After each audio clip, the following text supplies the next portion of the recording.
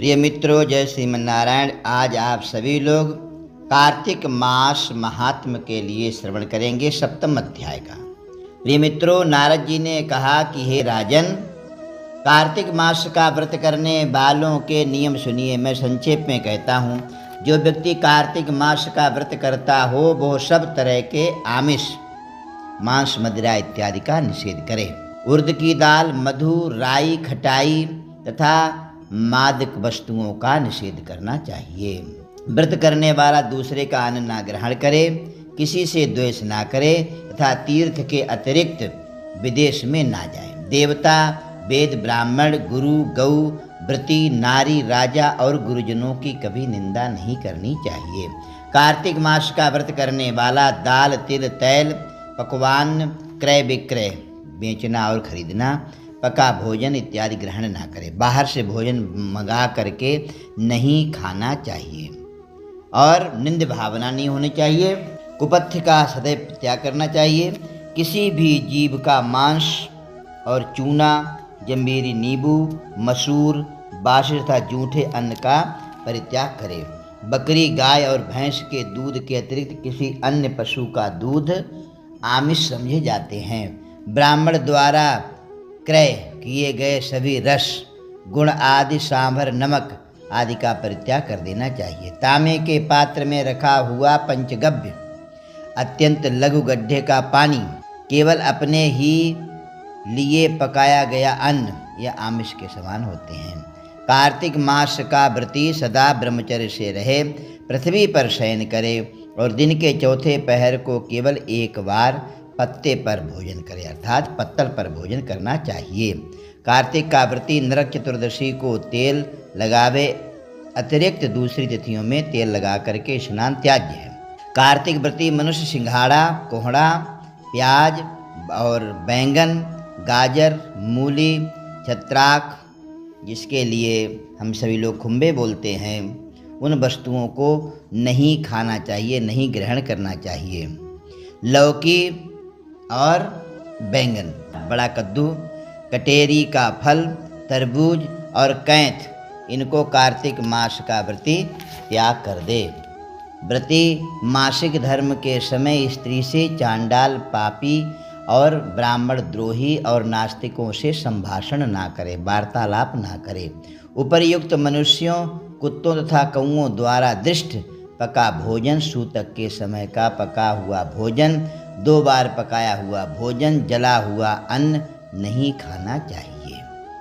प्रिय मित्रों, जो लोग कुत्ते घर में पालते हैं, जो हर समय घर में घूमते रहते हैं, ये बड़ा दोष लगता है। कुत्ते की दृष्टि से पाप लगता है, इसलिए महापाप करते हैं जो लोग कुत्ते को घर में पालते हैं और वो कुत्ता घर में हर जगह घूमता रहता है।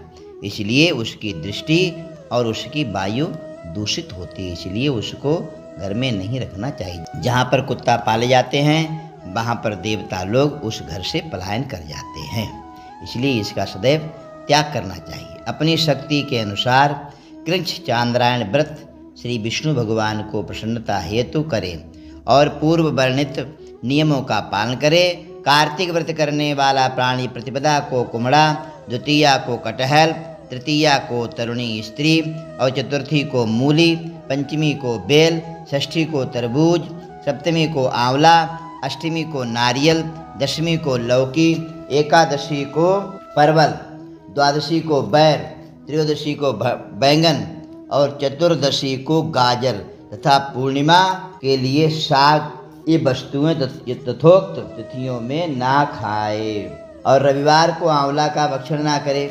व्रती इन शाकों में से या और वर्जित शाकों में से कोई शाक खाना चाहे तो ब्राह्मण को दे करके खाए। यही विधान माघ मास के व्रत के लिए भी होता है। देवोत्थानी एकादशी से पूर्वोक्त विधानानुसार नित्य जागरण, गायन, वादन आदि करे। इस प्रकार विधिवत व्रत करने वाले व्रती को देख करके यम के दूत जैसे सिंह की गर्जना से हाथी भाग जाते हैं, उसी तरह भाग जाते हैं। यह कार्तिक व्रत यह सब व्रतों में श्रेष्ठ है। इसके अतिरिक्त जितने व्रत यज्ञादि जो भी हैं वे शत संख्या हो करके भी इसकी तुलना नहीं कर सकते हैं, क्योंकि यज्ञादि करने वाले प्राणी केवल स्वर्ग में ही निवास करते हैं, किंतु कार्तिक व्रती उससे श्रेष्ठ वैकुंठ लोक में जाते हैं।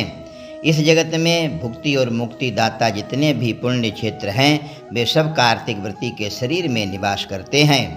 बुरे सपने, मनसा, वाणी, कर्मणा द्वारा किए गए हर एक प्रकार के पाप भी कार्तिक व्रत करने मात्र से नष्ट हो जाते हैं।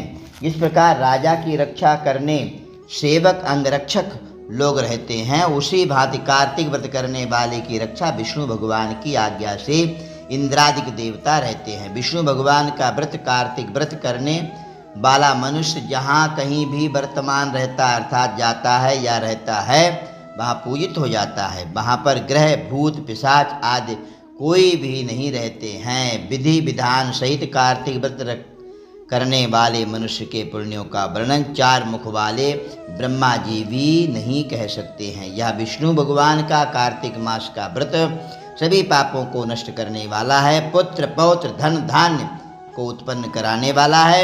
यह कार्तिक व्रत जो मनुष्य करता है उसको तीर्थ में जाने या तीर्थ की सेवा करने से क्या उद्देश्य, उसको सब पुण्य फल कार्तिक व्रत से ही प्राप्त हो जाते हैं। यह इतना सुंदर प्रिय भक्तों भगवान का कार्तिक मास का यह व्रत 7वें अध्याय की कथा आप लोगों ने श्रवण की।